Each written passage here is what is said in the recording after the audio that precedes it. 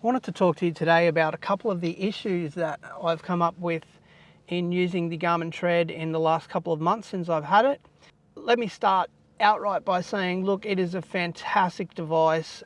It really does have some wonderful features, and it's been super helpful with a lot of different things.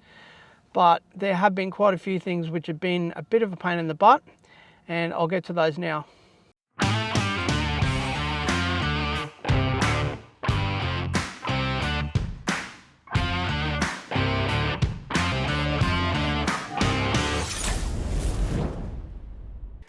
When you're looking at what are potential issues with the Garmin Tread Overland, first thing you need to do is take a look at settings. And I was having trouble with a few of the settings in the beginning, and since I've rectified those settings, they have helped things along in terms of making things a little less annoying for me.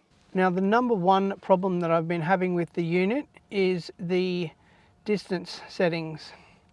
So that's currently sitting under settings and under map display.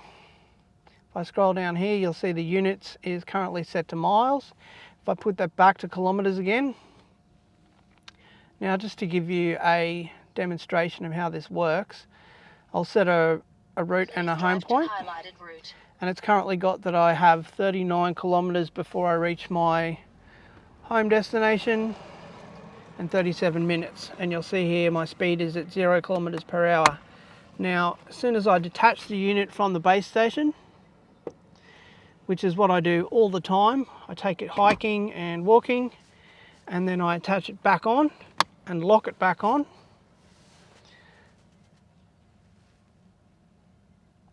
You'll see where the problem starts again. My speed has now gone to miles per hour.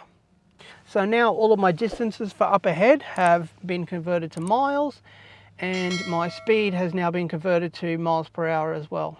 Huge pain in the butt. Another one of the issues that I was having, and as you can see on screen here, is when I am toggling the bird's eye view on and off, my position on the map is actually moving around about 20 meters away from where I am. It's a bit of a pain in the butt if you happen to be driving along roads that are actually close together. You could be getting navigational information telling you that you're actually on the wrong street. A lot of the roads, especially in towns, are actually parallel to each other, and if you're getting information while toggling bird's eye that tells you you're 10 or 15 meters away, you could be getting told that you're on the wrong road, so you could get lost. Another of the things that you'll see here is the closed road warnings. This only does occur when you are connected via the Tread app and connected to your phone. You'll notice from the settings here under driver alerts that I'm actually toggling off all of the speed limit exceeded, animal crossing, railroad crossing, etc. And that's just in order to show you that the closed road warnings and on-screen notifications that you get here actually don't go away. There is an easy way around it. You can just disconnect from the Tread, or you can just ignore the closed road warnings. Another thing that you can actually do to remove this information from the screen is to go into the Garmin Tread app on your phone, and under smart notifications you can disable alerts, and that will actually remove the issue. One of the things I will say about Garmin though is, as I'm in contact with the team at Garmin in terms of giving feedback on the Garmin Tread Overland, I've been providing feedback on problems that I've had previously.